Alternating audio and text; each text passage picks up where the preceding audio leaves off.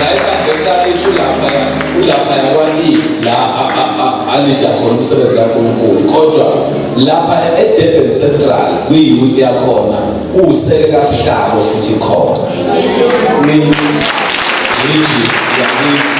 usekela sihlalo manje kakhulu ukuthi ukhona namhlanje uzosiphakela ngiyakholwa sizodla sonke egameni likaJesu amen. Hallelujah. Abonge igama lenkosi. Qale ngibingelele abasenior pastor MM Malunga nomama SM Malunga. Ubuholi bonke bebandla. Ngibingelele egameni likaJesu. Amen. Ngibingelele bonke abazalwane abakhona benhlanganyelo. Bese kuthi ngokukhethekile ngibingelele iyouth okuyinkonzo yayo sishayele izandla egameni likaJesu.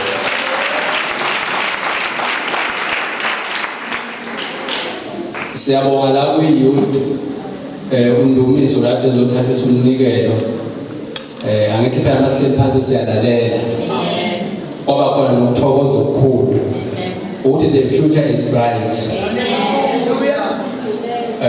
The boldness amangayo nje la ekhuluma ngezwi kaNkulunkulu nangokucacisa kahle ngokuphelele ngokunangokuqonda egameni likaJesu. Alibonge igama lenkosi ngoba kuyo yonke into yenkonzo siyakhula kuyo.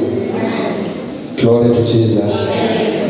Siyabonga ukuthi benikezwe amathuba ukuthi bebe ministerish. Alibonge igama lenkosi. Ngeke sihlule i-secular world. Angeke ngikhulume nje ngiyeka kancane lento yebhola. Uyabo ibhola uzomizwa ukuthi ngibhekile. Kule team othiwa iOrlando Pirates ezimnyama ngenkani.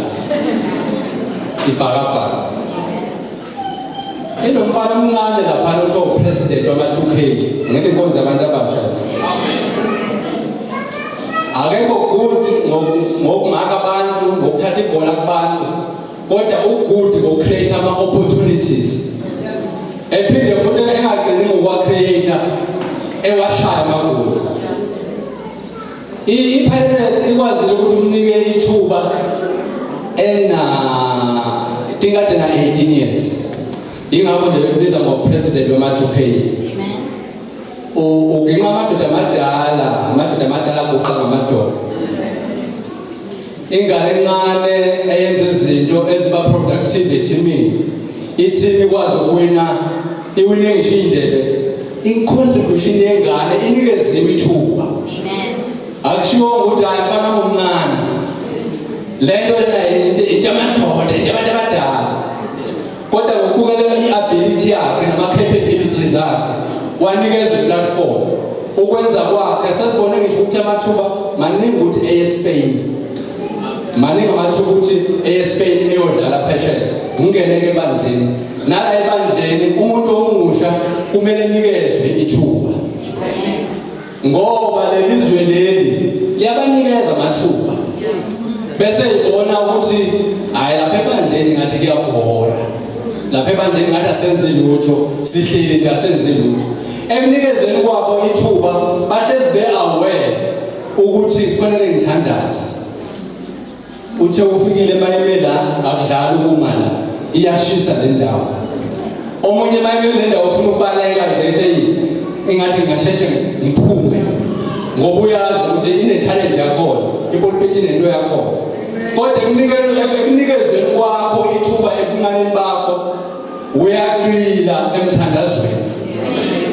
Uphinde ugxile ey'ntweni zokuzingcwelisa nokunaka nje ukuthi kufanele ngibe ngumzalwane ohlezi nakile. Ongehle ongavela kubehlala esontweni labo emva kungene ku-WhatsApp kukhonza. Engene ku-TikTok kukhonza. U-aware lo muntu lo uvigilant ukuthi ngenzeka noma ngayini ngingabiza kuthiwa thandaza. Ngoba umbona umuntu ongaconcentrate ngisho ukhuluma nawe. Be it ukuthi ufaka ama-headphones noma ubukela i-TV. Uzukhuluma naye kabili noma kathathu. Yenza lokho ekhathe thuka ngokuthi akanakile kodwa ukhona. Kodwa siyabonga ukuthi ibandla lakithi liyakwazi ukunikeza abantu abasha ithuba ukuthi besebenze ebandleni. Alibonge igama lenkosi. And ekusebenzeni kwabo Glory to Jesus. Le thuba la life ithuba loku-investa kwezinto ey'ntweni zikamoya. Omunye umhlabeleli uthe ubuhle bokumazi ebuhleni bami, ukumthanda uJesu umsindisi wami. Inhliziyo yami sekusho inhliziyo ithambile. Ngiyamthanda yena umhlobo wami. Ngoba la ngalesi sikhathi ufocus la kuningi izinto ezibonayo. Uyabona nje mawumuntu omusha. Ngiyabona nje khona ama project akhona i-green la noma engafanishini indlela angibonga manje Nkosi. Kodwa abantu abasebasha bayazi ukuthi no. Ebandleni kufuneka sibe ne-screen mafundwa izwi. Ngiyibonile nje i-media team la. Ngicela sishayele izandla. Ikhona nendlela improvement esiyibonayo yona. Ngithe ngihleli phansi nje ngangena epage lasebandleni aku-Fellowship Center International Facebook page. Ngabuka ngisahleli lapha sengiyabona sengibhale ukuthi ozophatha izwi word of God by.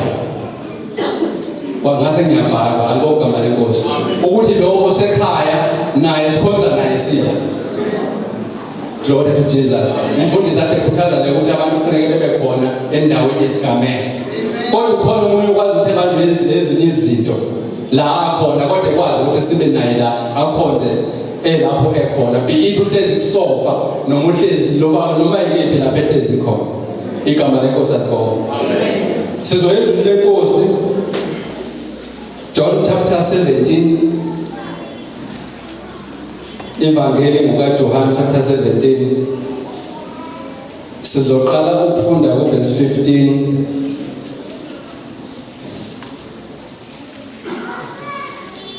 I think it's in 22. John chapter 17. Ivangeli ngokaJohn chapter 17. Verse 15. Sizone lapha ku-22. Ngicela ungifundele stay egameni likaJesu.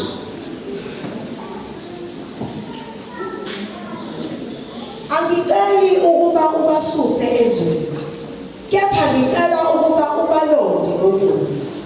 Abasibo abezwe, njengalokhu nami angisiye owezwe.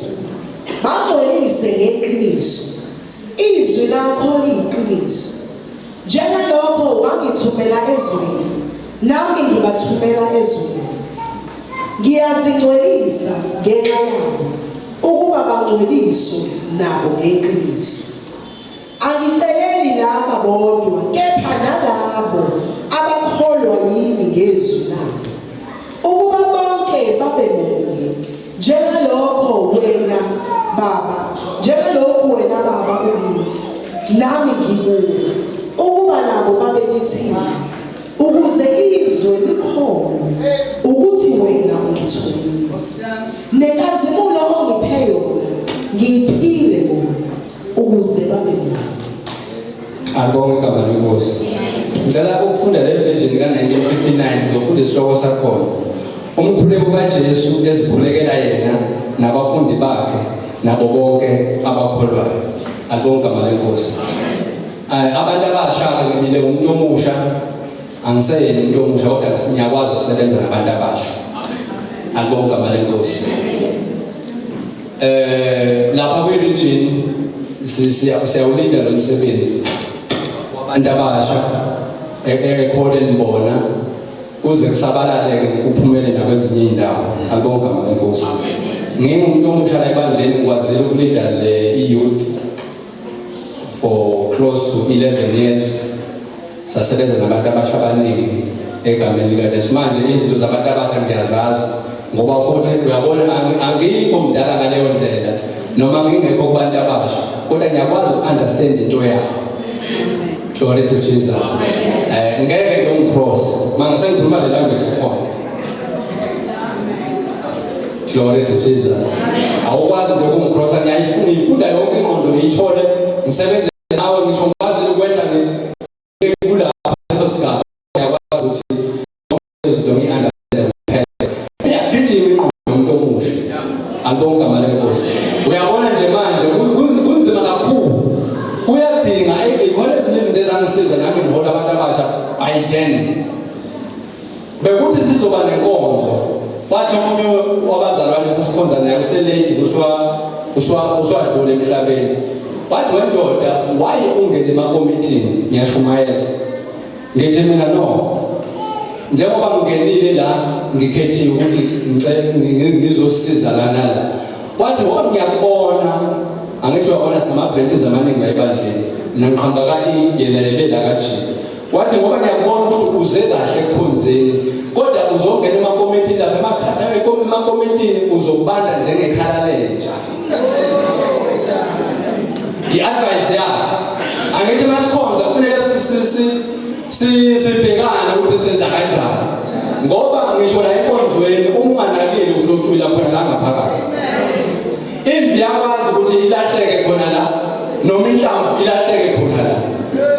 Ekulahlekeni kwayo la kufanele kusetshenzwe kakhulu kususwa izinto uze bakhulunyisa isho kuthiwa amanzi angenile endlini. Sezobonakala impahla sezobonakala ifurniture ka-100,000 ngokuthi sekungena amanzi aninakanga ukuthi singawavimbela kanjani angangeni. Nala enkonzweni ungangena ube ne-bad company ufica abantu igroup yabantu abajolayo kanti nawe umjolo ubambile kodwa washunyayezwa usazama ukuphunyula emjolweni kodwa wafika uthola ngaphakathi enkonzweni. Uphinde ubuyele kule comfort zone ongeyona i-comfort zone okuyi-danger zone. Angithi la enkonzweni kunezinto ezenzakalayo. La enkonzweni ayikho inkonzo engenzeki. Undumiso njengoba ade ezokwenzisa inkonzo yomnikelo akufuneki ibonakale kwenye inkonzo engangeni kuyona. Glory to Jesus. Makuthiwa kuyathandaza kufuneka ethandaze undumiso. Makuthiwa ukhuluma ngebandla Generous Giving Church eyiqonde leyo lephinde nikele generously. Makuthiwa kuyiwa esidlweni senkosi angene esidlweni senkosi engasidlulisi.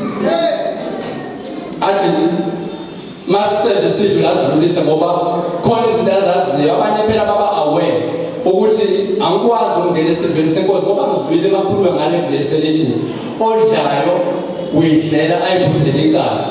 Angithi umuntu lokubanje umjolo khona la enkonzweni kodwa use understand is ukuthi ukuze ngayidleli ngiyiphuzele icala angingcono ngithi uhlehla kancane. Uyabona ukukhonza kwakho kusetshallengekile.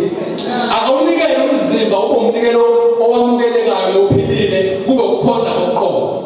Useqalile ungene ula ngokwakhe uthula kanti akekho la uyaphansi. This is the very journey bazalwane ofuna uyiqaphele kakhulu leyo kholo. Ngoba indlela ofuna ungasuki kuyo.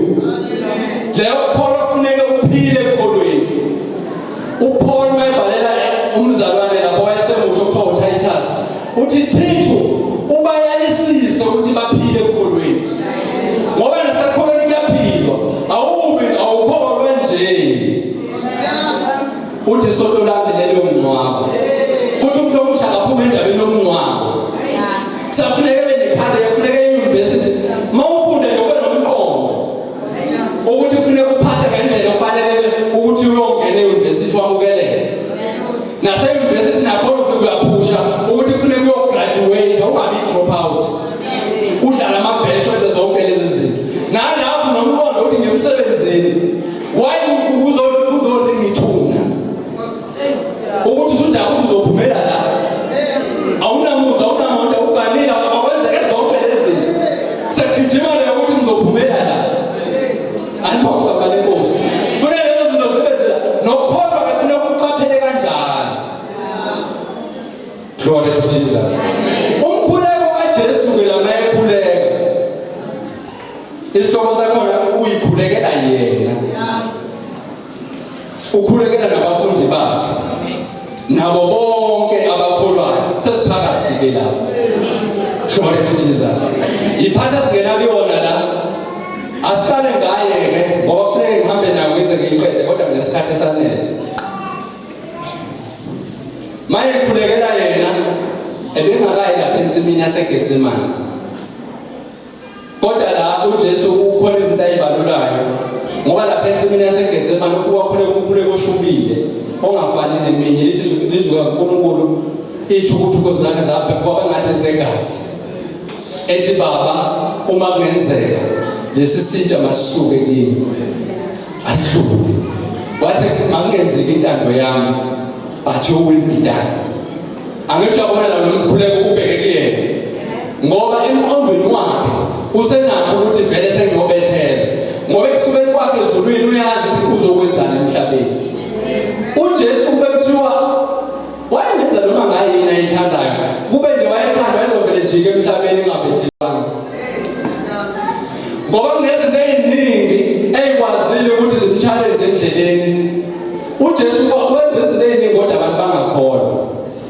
Lapha Matthew 16 uJesu ukhuluma ekhalela abantu abangaphendukanga, imizi engaphendukanga.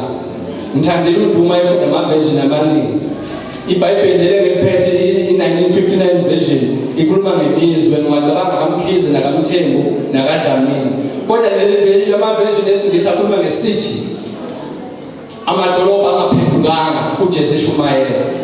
Ucanda ukudlala kushumayela sake saba nemvuselelo kaG 2012 14 days conference outreach. Mashumayela lapha kaG kuze kuba uday 13 akusindiswe ngisho umuntu oyedwa. During the review i-revival esebenza kaG 10 sithi kwenzakaleni la sashumayela kangaka futhi sithandazile. Why abantu bengasindiswa? Kwathi ngo-day 14 last day kwaphendula umuntu oyedwa. Le nceku le abayidubula umzila waphenduka umzila umuntu oyedwa. Kwenzeke sonke leso kuleyo nto leyo.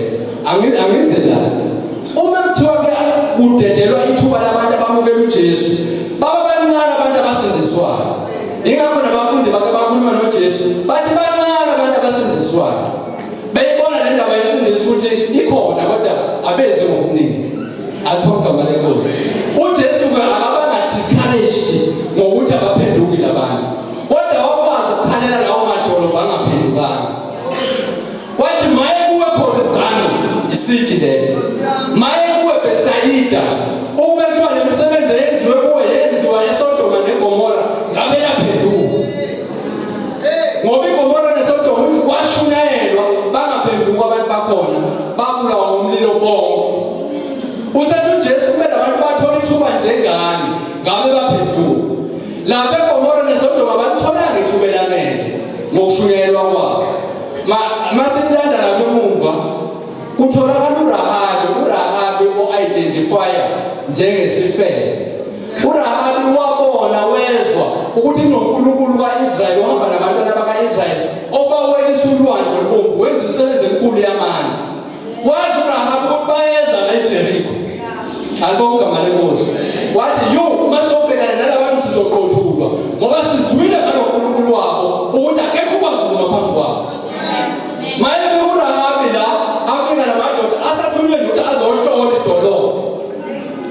Maybe ehlola le dolobha uRahabi wafika nje amadoda alelo dolobha yabona.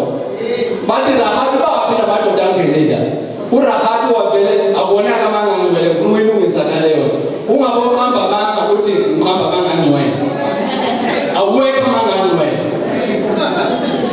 uRahabi kodwa wavele wakhuluma into engekho wavele wathi baphumile nje phumandani bajake ngabathola. Kanti bafihlwa phahleni. Glory to Jesus. Ngoba uRahabi use-aware ngalesi sizwe noNkulunkulu waso. Engoba bezizwe yena.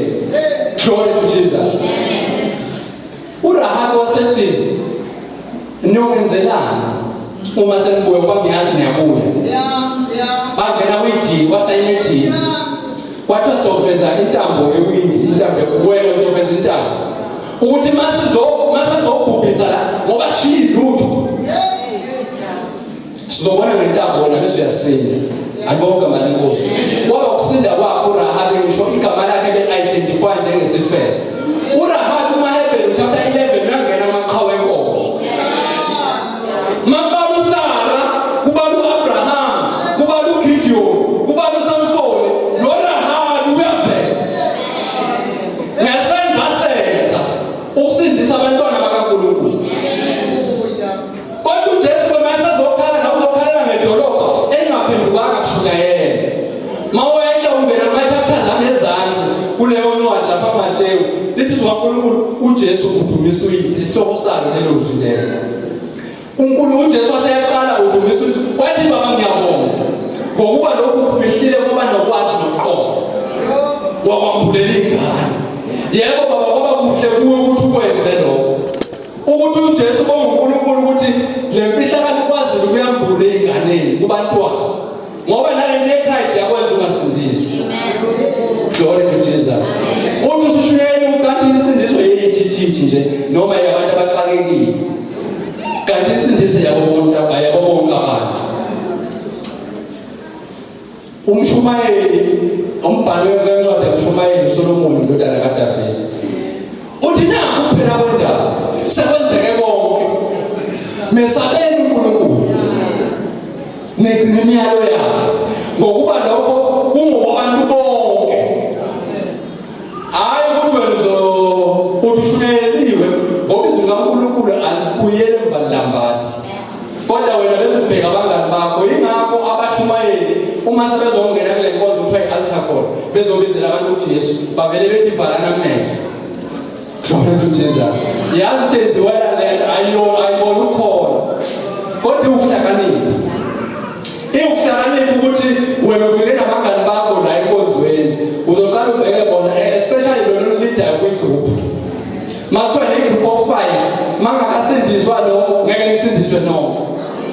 Kodwa izwi kaNkulunkulu nizwile bese kuthiwa valana amehlo ume khona sekubizwa i-altar call ke lapho. Umbone simamisa kancane isandla saba eqalaze kanje. Ome phambili banikeze ngithe valana amehlo. Wena ukugabana lenkosi. Kwenzela ukuthi labantu asindiswe lona ukuhlakanipha lo kufana ukuthandaza. Ukuthandaza kusho ukuthi vala amehlo. Kwenzela ukuthi focus. Abhaliwe la izweni. Mina nje ngithandaza ngokuvula amehlo. La enkonzweni every Sunday ngingena ngo 5 to 7 la enkonzweni. Imina ngivula la esontweni. Mangithandaza ngibona yonke into engena odlula phambi kwami ngiyabona. Yingakho ngisho sithandaza sishayisana. Ngoba kuthiwa sizivala amehlo zingadudulana. Awusorry kaNkulunkulu sorry. And second, effective in prayer. Glory to Jesus. uJesu ke la uyikhulekela yena, wakhulekela abafundi bakhe, wasekhulekela nathi. Sikhulekelwe bazalwane. And ukukhulekela kwethu akuphelile. Ingakho uJesu ubizwa njenge chief intercessor. uJesu ngakwesomnene sikaNkulunkulu uyasimusela. Uyazi uJesu uyakwazi ukubona njengoba sidwelela ukuthi wena usufuna ukuhlehla ekholweni. Through trials and tribulations obhekana nawo. Uthi why mina ngisindisiwe kodwa laba baya progressa lokhu nalokhu. Kanti mina ngoba nginjani. Ayibona uJesu lendaba usathane kushumayeza enhlizweni. Ekubona ukuthi entertainer lento. Ebe nendlela futhi azokwazi ukusiza ngayo. Ngoba inhloso kaJesu akekho noyedwa athanda kuyela emuva. Ingakho umbhalo wamaHebheru uthi thina sibona bokuhlehlela nyovana kodwa singabokholwa ukuze sindiswe umphefumulo wethu. Uyabona nje indaba yokuhlehla kumzalwane ezulwini ayikhonsintwa. Abhekile ukuthi uyahlehla lo. Ngoba eqhawe enkolo abhekana nalento obhekane nayo. Futhi ngakwesinye isikhathi le sizwe sikusona i-dispensation kaMoya oNgcwele kuthina senzelwe ifavor ukudlula izizukulwane ezedlule. Ngoba uMoya oNgcwele ukithi. Makuthiwa uMoya oNgcwele uyasibubulela ngokungena kuphinyiselwa. uMoya oNgcwele uyakwazi ukuthi akuhlole akububulele lezizukulwane ezidlule beyingenamoya. Ingakho beyihlupha kanje. Wena uNkulunkulu kuwe through the spirit of the living God. Ingakho kufuneka indaba kaMoya oNgcwele uyiqonde uyi-understand. Ucommunicate naye. Manje uNkulunkulu ningamcimbi umoya wazi ukuthi umoya ukhishwa kanjani. Uyazi leyo nto. Wazi ukuthi mangenza lokho ochithi ithempeli kaNkulunkulu noNkulunkulu yokumchitha. Awukwazi le thempeli esikulona ukuthi ungenza into engadibeki kule thempeli. Ngoba le thempeli lingcwele. Akulona ukufela. Ungabona ukufela kuphela isona isona esidumile lesemhlabeni. Akulona ithempeli ukuthi ugabe nje. Ngaqathwa nguSikhosana ngingakasindiswa. Ngicabile ngokubona uzobona. Usikhosana mase ngizwe indaba yakhe kuthiwa wayedakiwe manje izigcaba singabathabela. Instruction from the family. Sibancane kodwa naye ngaphuma ngadla phansi babuya nami. Bangibamba babuya 712. Kwenziwa izinto ngokungaqondi. Alibonga malenkosi. Kodwa ngoba sengiqonda manje akumele ngidlalele umoya kaKhethelezi othi thatha lento ayinabungozi. Glory to Jesus. Into la iyakhulekela futhi uyaphola. Awukhuleki nje kuphela siyakholwa. Uthi uJesu uma nikhuleka nikholwa ukuthi lokho enikhulekelayo seninakho nibanakho. Haleluya. Asikhuluma umbhedesho la, asikhuluma umlolozelo. Woza Jesu mncane, ungeze ngibe mncane, ngifunde ngilalele, ngifunde ngiqaphele. Jesu umnene, othobe ngenhliziyo, yenza inhliziyo yami ifane neyakho. Amen.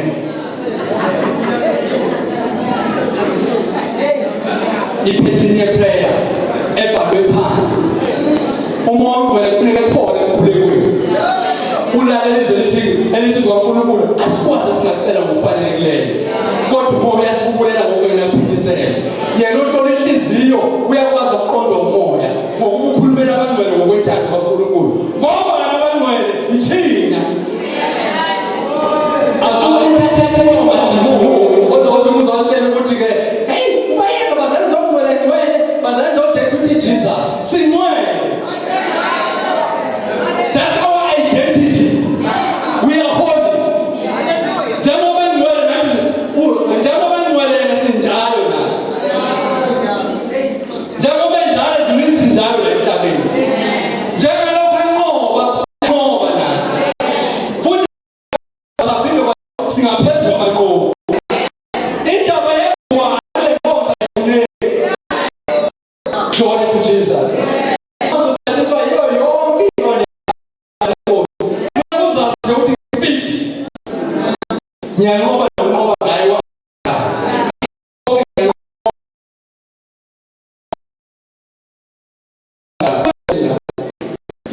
verse 15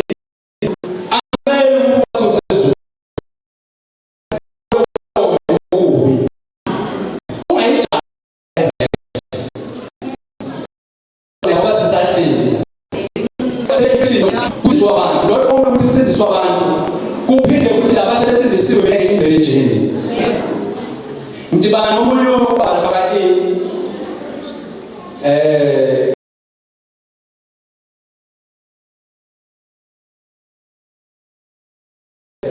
le inkonzo kwezokuhamba mawamsele ngiyaziwa lapha kaIvele ngaziwa ngisho naye ingane encane mabe ngithi mayidibana nami nje emgaqweni awu nami mfundisi uthi lo yababa wendoda namanje usayibambile ubona isikhathi sengesikhonzile ukuthi sengikhonza isikhathi esini alibonga igama lenkosi ngithi mina not only ukuthi ngisayibambile ngibanjiwe. Glory to Jesus. Umhlabeleli uthi abanye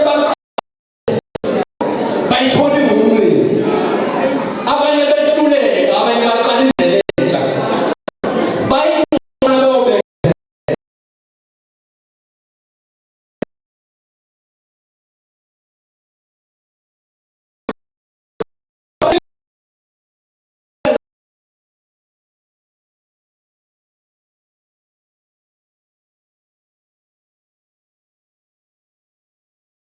sisa lokukhule abanye amaversion ukukholwa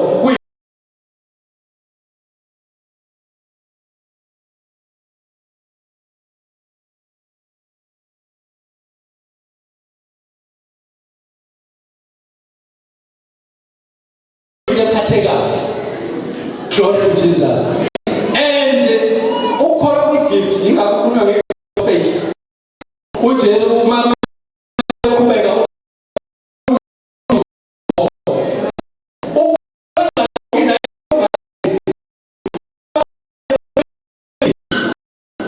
by faith and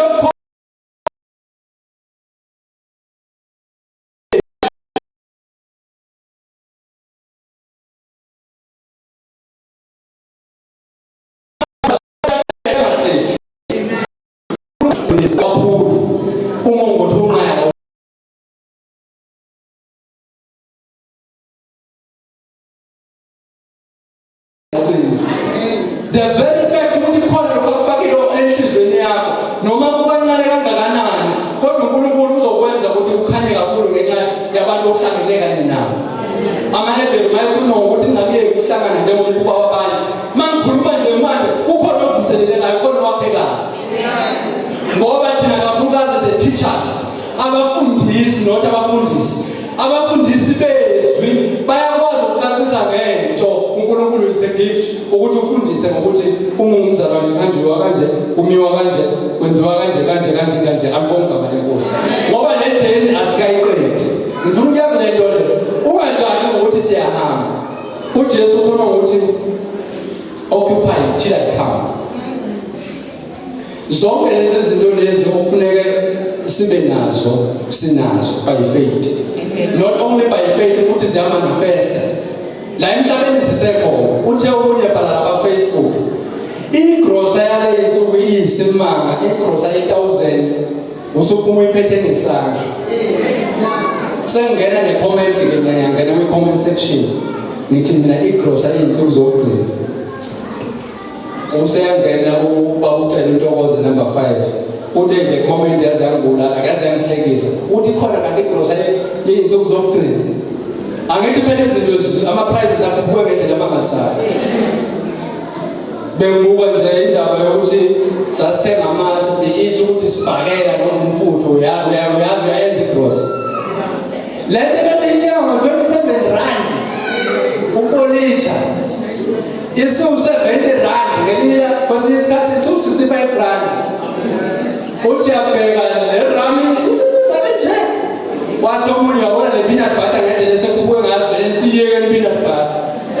Bangena abanye bathi uyeka wedwa. Uyabona ngeke ukusize ukuthi ungabi nemali yokuthenga i-peanut butter. uJesu akabuyi usafune kube khona la. Okuhle nomusa ukulandele imihla yonke yokuphila kwakho. Uhlala kule ndlu kaJehova kuze kube phakade. Kufuneka ungasweli amazwi ayekuDavide. uDavide naye obalwayo njengamanye amaqhawe ukuthi the Lord is my shepherd, I shall not lack, I shall not want. Awagcwale kithi. Ukuthi uJehova umaliso angikwaswele. Ngoba uJesu angisho ukuthi abasuke na. Bagcine na. Nayi ingozi esibhekane nayo nasekulelizwe. Sikulelizwe ikhona izinto eziningi ezenzakalayo. Emndenini yethu asindisiwe sonke. Abanye bayahamba beyohlola. Usuvelile wena njengomzalwane usindisiwe.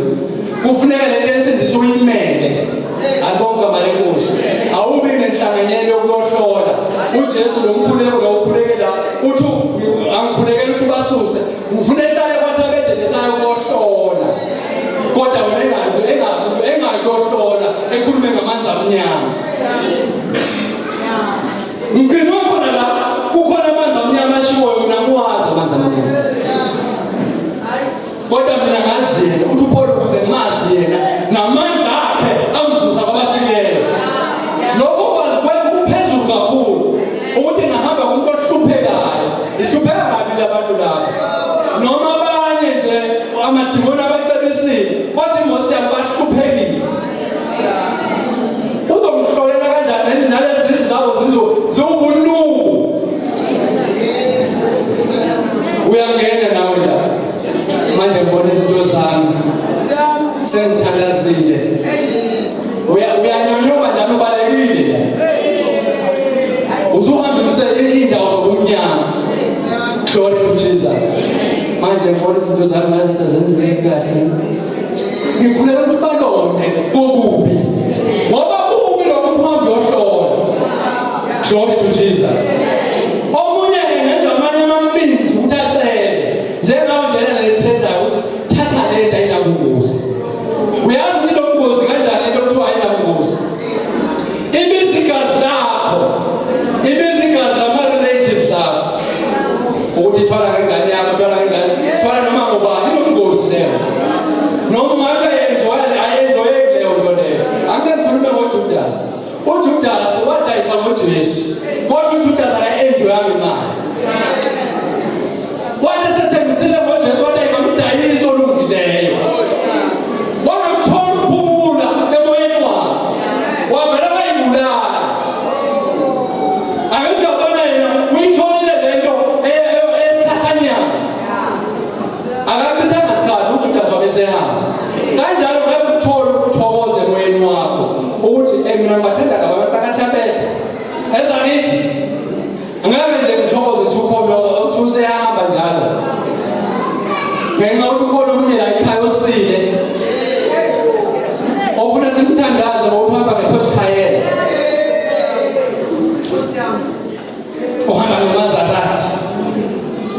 naleyo muntu ngeke enjoy leyo nto leyo ngoba uthathe lento. Kodwa ke thina bebandla yingakho nje bazalwane, we don't conform to the standards of this world. Noma bengabukela bethokoza kanjani, asilingisi lelizwe. Intokozo yethu ikuJesu. Sikhulekela ukuthi sigcinwe khona la. Akukho lokho kuba nemali. Akukho lokho ukuthi uAbraham abecelile. Hamba nomgude writing. Thandaza sihlele. Occupy thina iphamba. Njengomuntu omusha njengoba uyikwenza abantu abasha. Funda. Ungabe sematendeni uyibambe phansi uyibambe phezulu uyiphahlaza. Ukhohlwe ukufunda. Ukuba kuyi-worship team ngeke kunikeze imali yokuthi uphile. Yohamba amaso. Glory to Jesus. Uhambe neminyaka, uhambe nesikhathi. Kodwa ukuphila kwalesi sikhathi kudingeka izinto zakhona okufuneka kwenzeke ngazo uqhubeke uhlakaniphe. Alibonke abalenkosi. Ngoba yiningi izinto ezenza abantu bageba apha endleleni. Kakhulukazi kuleli nsuku lapho ovele prophet ekhona ukuthi receive your car, receive your wife, receive your husband. I receive. Shout I receive. I receive. Cabanga ureceive umyeni. 5 years back awushadile. Ureceive umakoti. Indoda endala ngami ukuthi ingaziwe lesituri ukuthi receive umakoti. I receive.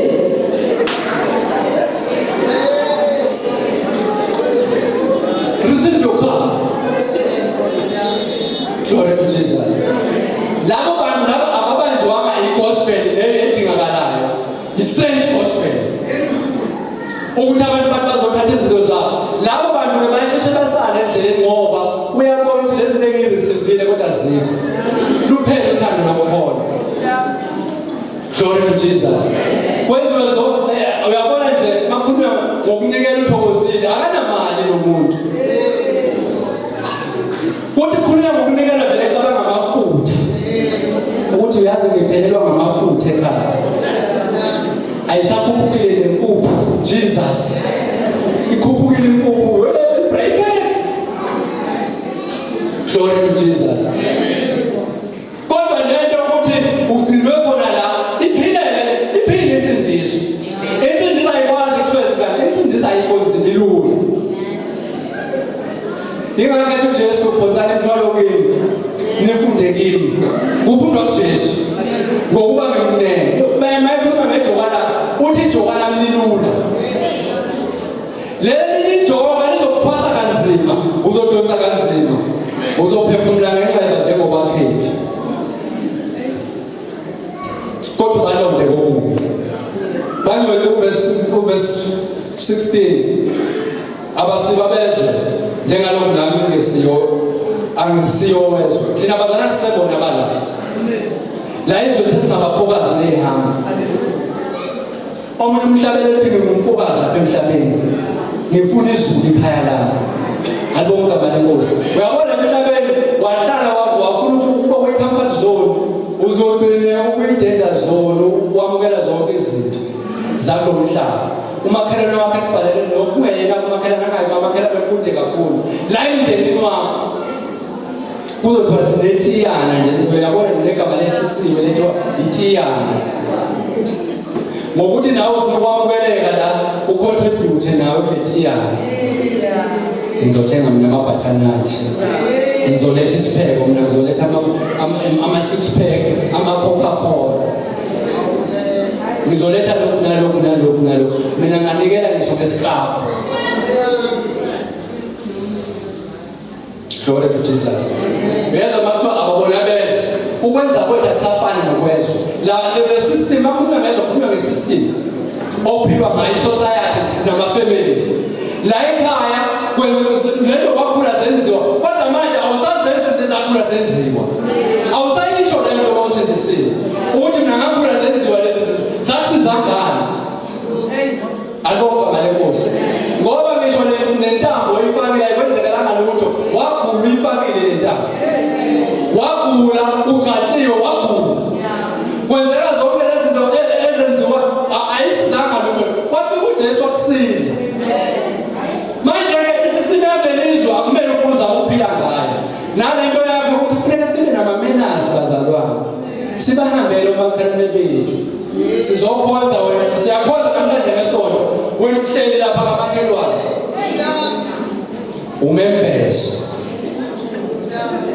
bafikele nombono isencane lengane ubalo bengasha yathandazwa la usembondweni uzama ukwamukeleka la komakhelwane nasemphakathini glory to Jesus abasebenza bona njengoba nabingayena owezwa uJesu bafika abafowabo lithi zonkulunkulu bathi abantu ababekhona bathi kufanele abafowenu bayabiza la ngaphandle kodwa uJesu semsemini uyasebenza wathi obani abafowethu wathi abafowethu nabo abantu enginabo kanye akasayikhulumi ngendaba yabafowabo enyameni uJuda wayengabanye abafowabo noJakobo akubonga abalenkosi uJesu sekhuluma ngabafowabo ngoba mase sinawo uyakufemele siwumzimba kaKristu siyasebenza la akekho umuntu ofuneka ekhonze nathi engakwazi ukuthandaza akekho umuntu ofuneka ekhonze nathi ebesaphuma eyonyonya kwabanye uNkulunkulu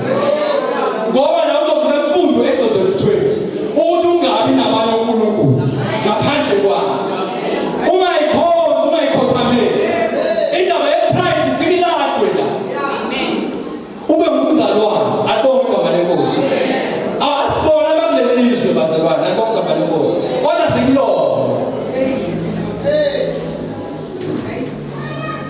bangcolise ngeqiniso izwi lakho liyiqiniso sengizama ukuba fast-ke ngoba ngiyabheka la uvesi 18 njengalokho ngithumele ezweni nami ngibathumele ezweni glory to Jesus angeke ngikhulume ngemandate uJesu ayisukele ezulwini makhulunywa lapha kuthiwa siyothuma bani emhlabeni ithi zonkulunkulu kwathuleka nje kungathi ingxenye yehora maye ikhulunywa nendaba ngesambulo kuJohane kwathiwa no ungasabi Johane ungakhala ngoba iqobile ingonyama yomndeni kaJuda. That was the original plan. Mayefika nje lapha kuMaria waseplaniwe kwaqedwa ukuthi uJesu zelethini alonke abalenkosi wafika wakhula wabayingane abana 12 years wabana 30 waqala wasebenza na 30 years indaba zokushumayela waqeda ibanga lakhe at the age of 33.5 years wabesehamba indaba yesalvation iqedile perfect indaba yensindisi iphelele indaba yensindisa isizwe ethina alonke abalenkosi ingakho lo muntu na 1 minute esindisi uyafana nami engina over 20 years esindisiwe ngoba izono zakhe seyihlanziwe usehleli noKristu emazulwini alibonke igama lenkosi uphelele lapho engiyakhona uyakhona ayikho indaba yeminye imsangano ezobele ukwenziwa nokupataniswa okwenziwayo ukhona umuntu okakhuluma umngane ngiyakukhuthaza lifunde iBhayibheli awufundele ukushumayela kuphela kodwa iBhayibheli ifune ukumbala sathi sisaqhubeka sisengama-baby Christian kodwa silifundiswe ngamuzwa omunye ekhuluma la phambili wathi uma ungakalingwa nje thandazela ukulingwa ngoba ubakholwa kahle angithi umuntu asekuhloli kanje ngesonto nangikhike nibhoboza ukuthi awenzeka uNkulunkulu uyabona ngesithathu sakho ngikhike nibhoboza ukuthi you can do something asikuhloli nesimo ukuthi ubukeka njengomzalwane asikuhloli ngokushuqula ngoba uyashuqula uzuvala amadlebe kodwa kube konakele yes kodwa sizokuhlola ngombhalo ukuthi uthini lo yamuntu ngoba ekhuluma lapha ngokwezwi ngokwezwi sifundile ukuthi uJesu ukhule ufundisa ukuthi khulekani ubangangeni kulingweni hayi lento eshiwoyo yomuntu othi uma ungakalingwa nje akakholwa kahle ukhuluma imizwa yakhe enye izinto ezenza abantu bebe nemizwa kakhulu especially babebambe imic yilapha konkazimulo ama-strings. Uyangazi inkazimulo siyazixoxa on the ground. Asitheni ukushukumela i-pulpit siyakhuluma on the ground. Ukuthi yabona mina makuthiwa ngithandaza ungamdlaleli i-keyboard. Ngoba angiphandle i-keyboard ukuthi ngithandaze. Ngoba kwesinye isikhathi ufuna lokuphanjwa umuntu we-keyboard ubhema insana. Uphuza utshwala noma okuningi akwenzayo. Come on, ngithi hamba nami, angihambi nomuntu. Engicingela la, mayephuma la uyobheka insana. Ikhona into esisebenza ngalo muntu ayikho. Enye into yenza idrama izona-ke zonke lezi eyedrama. Funeka nje lana uyiqonde yonke into ngokuqonda ngokuphila nangokuphelela kuyo. Glory to Jesus. Angiqhubeke la sengino 6 minutes.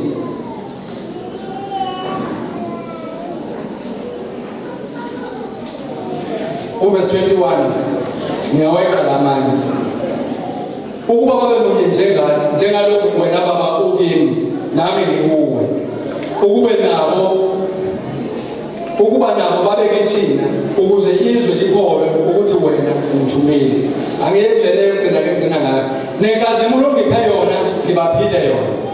Ukuze babe munye njengalokhu thina simunye. uNkulunkulu noJesu abahlukaniseki.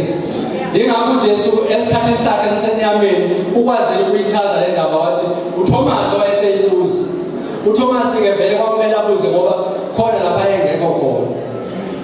Isiyathatheka njengesisho lento kanti izwi kaNkulunkulu ukuthi ukholwa ngokubona njengoThomas. Alonga malenkosi. uThomas wakwafuna nje ukuzobona lapho uJesu ukuthi apha amanxeba. Mina ngiyokholwa mhlanga abona amanxeba ngoba yena bengekho kuleyo gadara. uJesu wabuye wayithola le nto hayi Thomas buka ke manje yimina. Wathi kodwa ngifuna ungabi ngongakholwa kodwa yiba ngokholwayo. Glory to Jesus. Ngifuna ukuza kule nto yenkazimulo. Uthi le nkazimulo nginike yona ngibaphile yona. uMoses le nkazimulo kaJesu ngaphezulu kwenkazimulo kaMose. uMose ebeyazi iglory kaNkulunkulu. uMose wahlala 40 days and 40 nights entabeni yaseSinayi ehleli noNkulunkulu. Mayesebuya uMoses entabeni ubuya khazimula akayiboni yena. Ubonwa yilabazalwane. Ingakho lithi kaNkulunkulu waze kufuneka afake iveil ukuze kwazi ukukhuluma nalabo abantu labo. Ngoba behleli akekho umuntu ohlala noNkulunkulu kodwa engakhazimuli. Inkazimulo kaNkulunkulu ihamba ibanga elide sabalele ngendlela enkulu. Angibuyele kule kaMoses. uMoses uthi asikwazi ukusuka le ntaba uma inkazimulo yakho ingekho nathi. uMoses ukuthi mina nguMoses nje angikwazi ukuthi ngingaphakamisa induku uvule ulwandle. Ngoba le nto yenziwa iglory. Angikwazi ukuthi ngingabamba induku nje iphenduke inyongo. uNkulunkulu engekho. Uyazi ukuthi ngizoba nobani uma inkazimulo ingekho. Okuyinkazimulo ephelayo ke noma. Kodwa le nkazimulo kaJesu asesinikezwe yona. uJesu mayekhuleka la uthi babe munye njengalokhu mina ngimunye nawe. Angeke uze zulu ukuthi xathele njengakuyi-ANC nakuyi-MK nakuyi-EFF. Phela ziyaxabana laphana kuthiwa kuxabene ithimba eliphezulu. Omunye usebhekane eshoneleni nale.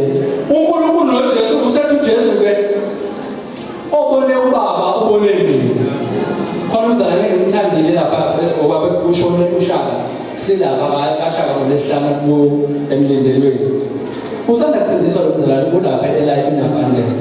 Besihleka ke mayefakazi ngoba into yakhe ihlekisa kakhulu. Kodwa uyakhula unamandla nokho. Alibonga malenkosi. Izwe belifundiwe likhuluma ukuthi akekho yakubaba ngaphandle kwami. Likhuluma ukuthi owazisa indodana wazisa uyise. Ongamazisa uyise akayazisa indodana. Lo yamzalwane usakhuluma ukuthi awukwazi ukuthi uzosuka nje ugijima uthi yakuJesu ungadlula. Uya uNkulunkulu ungadlulanga kuJesu. Kodwa ngifuna ukuya nokuthakatha kakhulumini. Wathi mina nje ngihlale 3 days engathandaza kodwa nawe ngiyaphila. Ngiyaphila. Uyabona izabelo ezazizwe siyayizwa le. Ngavele ngathi ngizomlinda lo mzalwane. Ayiqedele nto angihambi. Ngikhuluma noba umthembu simela apha esekhanda engabothele ebusuku la ngithi mvelasa ngeke ngihambe nomzalwane engakamboni ufuna silungise le yanto nomzalwane unamandla izinto ezikhulumile eziningi inamandla kodwa ufuna silungise lo mngane mara sibona naye mzalwane wami awufakaze kahle kakhulu into yakhe ihambe kahle kodwa iyeke le ndaba ukuthi phela u3 days ungathandaza ukuthandaza bona ama-feelings nama-emotions ukuthandaza kuneforce ethi ungathandazi kufuneka upheke emthandazo ngiyaphikelele yingakho makuthiwa khulekani ngaphezulu hayi ukuthi yingakho abanye amasebethulwa ngumthandazo bevele bethi umkhuleko omushaya erufini uzizwe sephelelwe ngamandla emthandazweni ebona ngathi ayenzeki le nto bese thi ngiyayeka akuyekele ukuthandaza abonga malenkosi sengikhuluma nomphathi wakhe kuGumede ngithi Gumede mnake lo mzalwane ugcotshiwe unamandla amanganisayo inakekele into yakhe ngoba mase sikholwa lithi sonkulunkulu mayiBhayibheli masiqaphelane ukuze kuze uthando nemisebenzi emihle le nto ethi masiqaphelane kufanele ngimbheke nje ngithi okay lo mzalwane kanje yini ezo-uplifta ukukholwa kwakhe yini ezomenza ebe more edified ngoba la enkonzweni asimcindezeli umuntu yingakho nje ngithi mina ngiyakujabulela ukuthi youth inikeze ithuba ungabi threatened ukuthi le ngane ziyahlephula ivesi hayi yiyona leyo alibonga igama lenkosi intando e-advansa i-kingdom dedela indawo alibonga igama lenkosi benze konke okufuneka befunction vele iyouth iprofethiwe indaba yabo iyouth inamandla ibeke emqondweni leyo nto leyo uyabona nje ngezimbabwe ngendlela abayiyona labantu kule bahlakaniphile konke ngisho iy'ngane lezi ezalwa zihlakaniphile clever lapha sengiyasho yabo clever lapha mase bebanje uJesu lapha indlela abarizina ngayo urizine mazingena phezulu alibonga balenkosi lento ukuthi uNkulunkulu uzothulwa kuyo yonke inyama abasha bazoba nembono abantu abasha befika nombono uma ukuthatheli kude uzothosha comment ebethethe usicela ukwenza online ku Facebook uthi ushumayela la ukubukela umuntu osedumfanteni ibubuka ngabantu abaningi intshumayelo yakho ayibo ukuthi sihamba not twofold kodwa isisabalele kakhulu kusindiswa basindiswa la kuphinde kusindiswa umuntu oleqwa lo mbono ufana nomuntu omusha etha sithathe nento sisabalisa iba Facebook iba Instagram iba TikTok iba kuyo yonke indawo yokuxhumana iba YouTube bese uneqhamuka edelela we thina enjalo lenkonzo izinto zamadimoni lezo kodwa nabantu baye-advance kingdom alibonga igama lenkosi ukuthi sabalale ifinyelele kuwo bonke le nkazimulo uJesu ayenayo siyinikeziwe ukukhuleka singaphezulu sikunikeziwe ukuba productive ukuba effective everywhere we are sikunikeziwe leyo glory ayidingi ukuthi uze entabeni asisho ukuthi kurongo ukuya entabeni kodwa le nkazimulo sesiyinikeziwe past 10 noma umfundisi egama likaJesu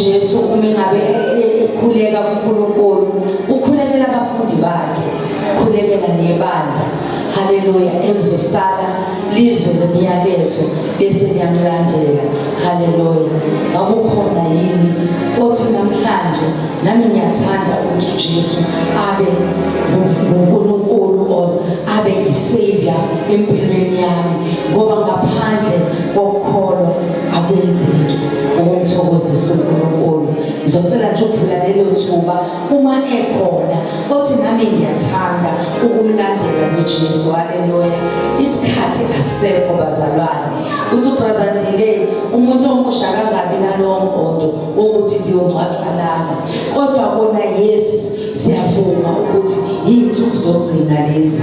Haleluya, ungasali, ungazange ungene, haleluya, kwi-kingdom kaNkulunkulu, ngoba abayombona uNkulunkulu abamvumile uJesu nganeno. Haleluya, mengabe usushonile noma singakhuleka thina suke sizoqinisa umndeni.